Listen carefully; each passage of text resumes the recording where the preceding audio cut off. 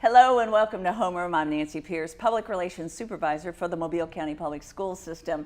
We are about ready for vacation and the kids are going to want to do some really great things, and there is a place to go that is so family friendly, children friendly, and it's the Sea Lab and the Estuarium on Dauphin Island. And joining me today from the Sea Lab and the Estuarium, Dr. John Dindo. Good to have you here. Good morning. It's a pleasure to be here with you again. It has been a while.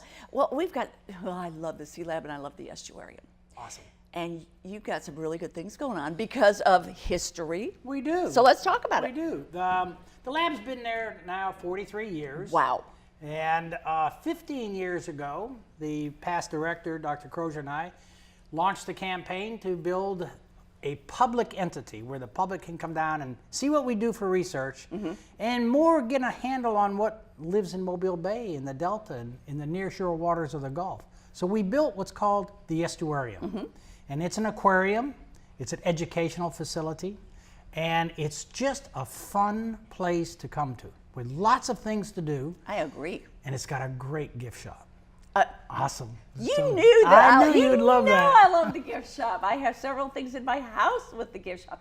Well, let's talk about what's there. It's a wonderful place to see, and like you said, to learn about where we live, because that's so important. It is. It is. And you know, we do this a lot. We do this with the school groups.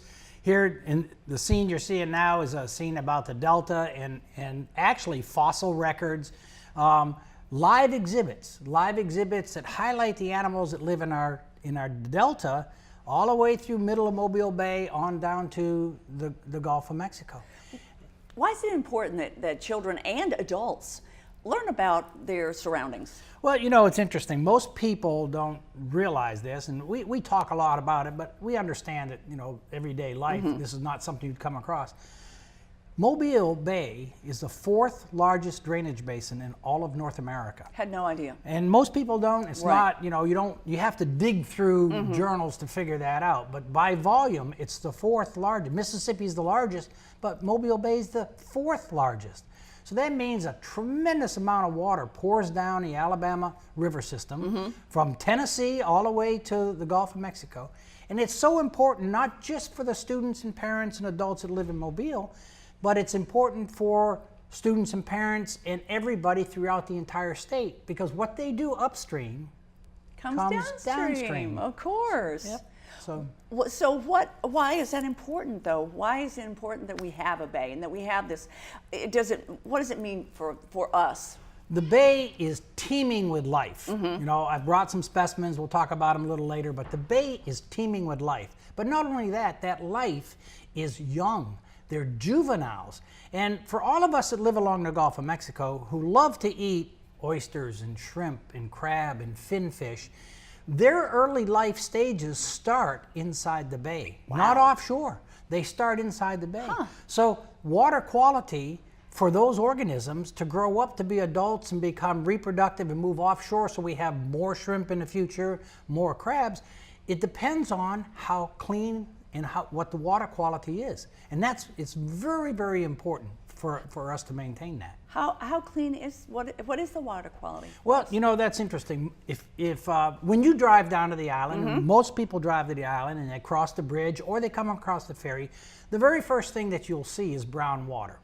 And the first perception by people of brown water is, oh, that is just polluted. Right. Because I can drive to Gulf Shores and I can stand in the water and see my feet. Sure. I can drive to Destin and it's clear. I can continue on to Port St. Joe and it's just gorgeous. Right. And all of those areas are beautiful, but they don't have the life, the organisms that we have, because that brown water provides the nutrients that why all of these organisms are in there. That's the food resources that they depend on. And if you think about this, some of the most lively places in the world, teeming with life, the Amazon River. Right. The largest river in the world, teeming with life. What color is it? It's going to be brown. I had no idea. I really had no brown idea. Brown water systems around the world, Mekong Delta is a brown water system. It just contributes tremendously to the oceanic life. I would think when I see it that it's just dirty. It's just muddy and mucky and bleh. Absolutely. I don't want to be in it. Absolutely. But one 10-minute trawl in Mobile Bay brings up a plethora of organisms of all sizes, shapes, all species, and it just goes to show you. And here's another good indication of the quality of life. In the middle of Mobile Bay, off of Dog River, is an island called Gilead Island. And it's a man-made island. It's a spoil island that the Corps of Engineers made. A spoil island. Spoil, What's where that? they deposit, as they dredge the channel, they deposit sand material and muds on that island so they don't have to truck it way offshore. Oh, makes sense. Well, in 1982, the first pair of brown pelicans nested there. Oh. In 1982, the very first pair. Prior to that, we didn't have any. Last year, we counted 12,000 adults, 6,000 pairs nesting on that island. And where are they eating? Mobile Bay, Mississippi Sound, all the way over into the Orange Beach and Gulf Shores. So the food resources are tremendous to keep that population up. You have taught me so much in just a very short time. I had no idea. That's incredible that the Pelicans showed up in '82. Go and what we take should a trip. do is we should take your cameraman, and we ought to go on the boat, and we go out there this spring when they start to nest, and get that back into the schools so that the kids can see how dynamic that habitat is. Well, I know we do have field trips down there. I've been there and with a field trip, and the kids have a great time. But it'd be great also to be able to show it to them. Absolutely, absolutely. Wow. Yeah. That's amazing. And we have school groups, that come from all over the region. Mm-hmm. We teach in classroom settings over 11,000 kids a year. They stay in our dorms, they eat in our cafeteria. There are 7 full-time marine science educators.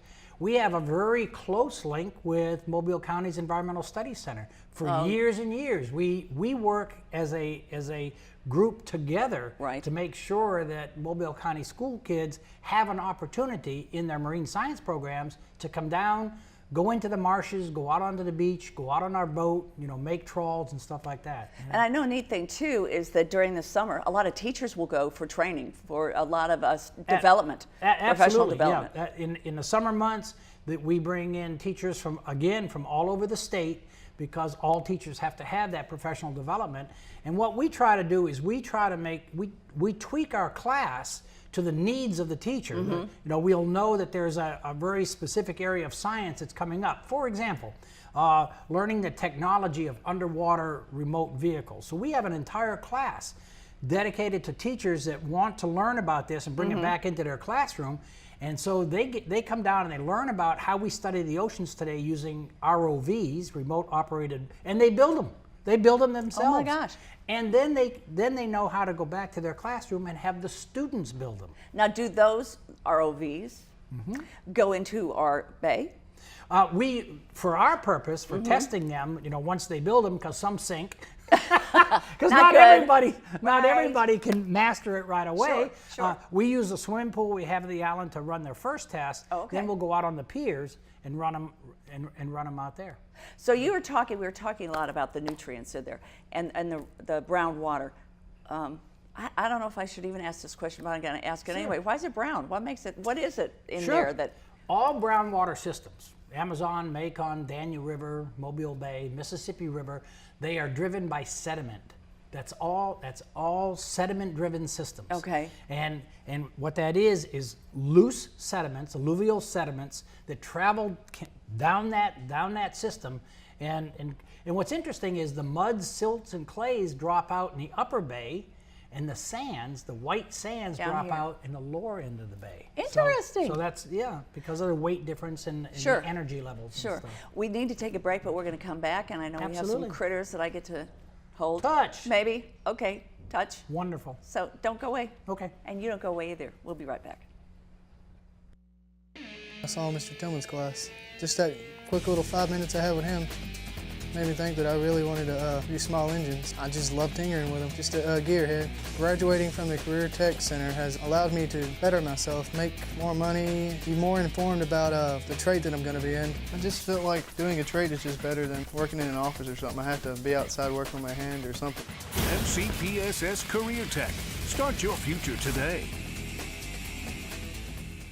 It started for me when I went into the first grade, and then I went on to George Hall Elementary School, and from there to Williamson, where I graduated. The public school system, it had a great impact on me because not only did it prepare me academically for my future career, but it also prepared me for life. Because of its diversity of students and teachers, it really gave me a well-rounded education. So I've come up with the family emergency plan. Great. What is it? It's difficult to talk about, so I'm not telling you. How will we know what to do? You won't. I'm so glad I won't have to remember anything. And me too. Thanks for this, sweetie. Talk to your kids about who to call, where to meet, what to pack.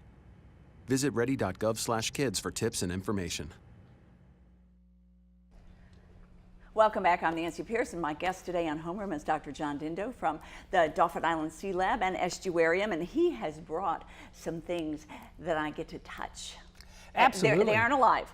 Absolutely. They were at one They time, were at one but they time. are not now. That's correct. You'll find all these here locally? All of everything here comes from our habitats. Okay. Both inshore and offshore. Okay.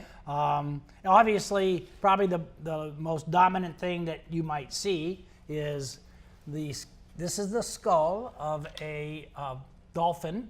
Oh. The dolphin is Tursiops truncatus, his scientific name, and that's pretty heavy. Yeah. That's because the animal's very large. The animal's 6 to 8 feet long, can weigh up to 400 or 500 pounds. A big female. I had no idea. And we're blessed in our waters to have an abundance of these organisms around, which is wonderful. Highly intelligent. They swim together in family pods. You know, they stay together in family pods and stuff. So I had no idea what that was. now you're not going to see any dolphins at the Dauphin Island Sea Lab, other than standing out on our boardwalks, looking out over the bay, you can see 'em. and you can see them coming in and out of the channel there. Does that happen in the wintertime, summertime, That happens spring, all year. all the time? All year. Cool. Yeah, all year. Those look like big teeth. So Well, here's little teeth, but a big mouth. little teeth, big mouth. This is a shark that is found in Mobile Bay at certain times of the year, like the spring of the year. That's a bull shark. A bull shark? A bull shark. How big is it? How big? That one there is probably about 5 foot, 5.5 to 6 foot, maybe a couple 100 pounds, 200 to 300 pounds. Sharp. They are, and they're serrated, and they are part of the environment. People are, all worried about stepping in the water, going in the water. Right. They've been there for millions. It's their Actually, home 400 million years before they've ours. been swimming in the oceans. Right. And we're kind of the intruder into that body of water. It's really, percentage-wise, a very, very rare occurrence that someone gets bitten by a shark. Very rare occurrence. Well, here. And we have somewhere around 15 different species that come Really? in and out of our waters in a year's time. And I don't think people know. I know people will be at Gulf Shores and be, one of the condominiums looking out and they can high see up, 'em. and they can see all the sharks. But Right. when you're in the water, you don't see them. So Right. How about on Dauphin Island when the water's brown? That's you true. Never get to see them. Oh my gosh. But they're there, which is what the heck is this? Now this. Oh, What's that. this? Now that is an oyster. How It would is? That is. That's Did a it have a fossil- really big pearl? It's a fossil oyster. Look at the size of that. That is huge. That's a fossil oyster, and kind of tells you, the size of them in past history. They were really, really big. And now they're and they're just they're harvested more. Oh, okay. Obviously, Okay. no one wants to eat an oyster of that size. It wouldn't be very tasty, It would it? probably would not. I don't like oysters anyway. Native I'm sorry. Americans, obviously, for the protein, Sure. it was a wonderful source of protein. Thus, the middens, which are Indian mounds, which consist of predominantly shell. Oh my shell gosh. of the organisms that they ate. That's really just cool. piled up. Ooh, okay. Yeah. Well, let's look at something a little different. How about this guy? Blowfish? It's in the In the puffer. blowfish family. It is. It's in Puffer? the puffer fish family. That is called a cowfish, and it's pretty obvious because he's got two little horns up on the front. Right here? And and he has a very, very tough skin. Yeah, and you can can feel tell. how hard that is. It That's is. part of it is the preservative, but Mm-hmm. he does have a tough skin, and the skin has a toxin in it. So when you eat it. So a predator coming to eat this guy, one, would have a hard time eating him because of the tough skin. Right. And two, if he did eat him, they'd have a toxin that would have some kind of reaction. And in time, you just let this guy go. I would think there's so. more choice fish out there to eat than exactly. than How this guy. interesting. What's this over here? That's a pectoral fin. It's just flattened here. against his body. So it doesn't really. It's normally like this. It helps keep him level in the Oh, water okay. column. Okay, and nice. And this is a tail. bony fish, all right? Now, all the bony fish have air bladders. They have swim bladders, and that allows them to go from the top of the water to the bottom, and they just stay stationary wherever they want to go. Sharks and rays, these guys here, I don't know, Nancy, if you want to, that's kind of a big guy. These guys have no swim bladders, and so they are constantly in motion to force water through their gills and extract oxygen. Now, So they wouldn't be going down to the bottom. oh yeah, you'll find them on the bottom. They move up and down, but you won't find them stationary. Okay. They're always moving because they have to force water through their gills to get oxygen. This is stingray? That is a stingray. That's a stingray. Ooh. Of course, we cut his stinger off so that when you touch it, people don't get in contact with that little barb. That's interesting. Do they get a lot bigger than this too? There's different species, absolutely. This is the average size. Well, we find these guys in Mobile Bay, but there's also just offshore the Atlantic stingray that can reach 6 and 7 feet across. And dangerous, can be very dangerous. No? Not really. Again, not really. This past summer, we saw a manta ray out at the sea buoy. A manta ray is a planktonic feeder, but this guy was 14 feet from wingtip to wingtip. And all they eat is plankton, like the whales. They just sieve, and rare to see them that close, but right there by the sea buoy. So as long as you don't look like plankton, you're okay, right? You're okay, right. There. You're right. Now, what do we have? Well, the really neat thing is this critter right here, which obviously Nancy wants to touch. And that's an octopus. And it's called vulgaris, and we have octopi in our waters. As a matter of fact, Do we have a lot of them? Yeah. You know, when the gas platforms came in, they created nice habitat for them, and so there's lots of them in and around these gas platforms. And we have them live on display in the estuarium, and at feeding times, we feed them snails, and they'll reach in with a tentacle and rip that snail right out. Oh my gosh! And you can sit there and watch it. It's pretty neat. What do you think? It's kind of. Is this its head? That's its head. Does it have eyes? It does have eyes. They're back here. Oh, I down see. lower, Okay. Right there and there. Okay, and then these. Those They look like the suction sucker cups. discs. Okay. Mhm. Wow. Yep. Well, you can have him back. Thank you. Thank we you. have. I know we have one more. And we do. This guy here. He's really cool. He's really cool. Thank We you. can all Yeah, see let's him. do him that way. You can see his head, and he's got some nice teeth. An eel? It is. That's an eel. Are they in the snake family? It's a no. I guess No, that was a they dumb just question. look like- Well, they do. They look like They do snakes. look like a snake. That's a black spotted moray eel, and we have them around here most of the time inside the Bay Area. They're much smaller, but as you move out to the reefs and everything, they get to be about that size. They don't get much larger. We do not have the green moray eels that everybody sees in the tropics. Right. Those are not in our waters. So we've got another little fin here. What's that? Yes, again, that's just a pectoral fin Okay. that helps stabilize them. When they don't really, they're mostly a benthic organism, which means they're on the bottom or on structure. They don't swim around in the water column. What about, does he have teeth? He does have teeth. He has sharp teeth, and interesting with him, they're all pointed back. They're all pointed down his throat. Because normally he'll grab a fish, and the fish is going to be obviously bigger than him, and he can't swallow it in one bite, but he doesn't want the fish to swim off. Sure. So the teeth are pointing backwards, and so there's no way the animal can back out because he's holding on. And what does it eat? He eats fish. Fish? Yeah, all different kinds of little People? fish. No, does Do not. they ever take a bite out of a person? You know, divers have been known to be bitten by eels, but normally that's a diver that's sticking his hand in a hole to grab something that's in that's there. pretty dumb. And he's in. Yeah, that's just not something you just normally don't do things like that. Well, we have to take another break, and we'll talk about things that Absolutely. families can do. Absolutely. And so we will be right back. Don't you go away.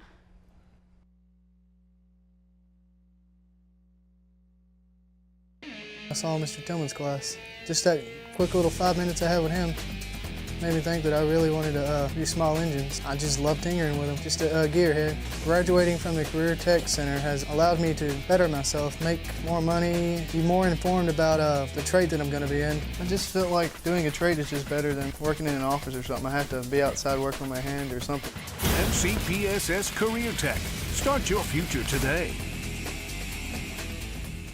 It started for me when I went into the first grade, and then I went on to George Hall Elementary School, and from there to Williamson, where I graduated. The public school system, it had a great impact on me because not only did it prepare me academically for my future career, but it also prepared me for life.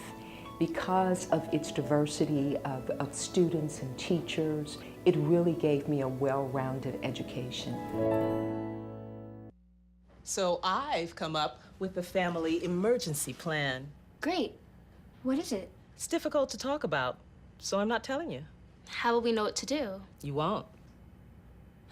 I'm so glad I won't have to remember anything. And me too. Thanks for this, sweetie. Talk to your kids about who to call, where to meet, what to pack. Visit ready.gov/kids for tips and information. We're so glad you're with us for Homeroom, and we're talking about the estuarium and the sea lab at Dauphin Island. We've looked at all sorts of wonderful creatures that live in our waters, and that's so important.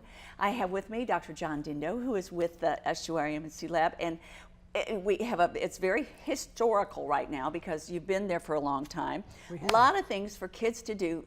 They're going to be on Christmas vacation for a couple of weeks, and I'm sure you won't be closed then, will you? No, absolutely not. Good. We're open. The only day we close is Christmas. Christmas. Okay. And but the director of the lab, Dr. Valentine, thought that since the lab's been there 43 years and the estuarium's been there 15 years, it's time that we do something to give back to the community. You know, we wanted to thank the community for their support over all of these years, adults and students and just the general public.